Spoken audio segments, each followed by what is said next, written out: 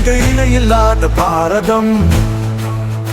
இந்து தேசமே எங்கள் பாரதம், வீரம் தீரம் நிறைந்த பாரதம்.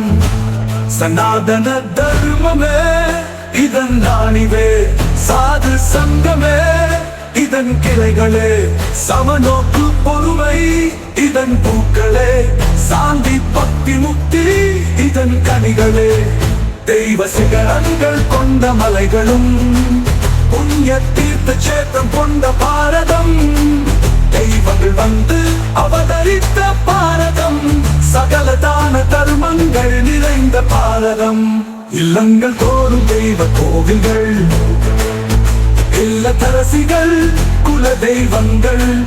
கூட்டு வாழ்க்கைதான் இதன் மேன்மைகள், கோடி ஜென்ம புண்ணியம் இதன் பெருமைகள்.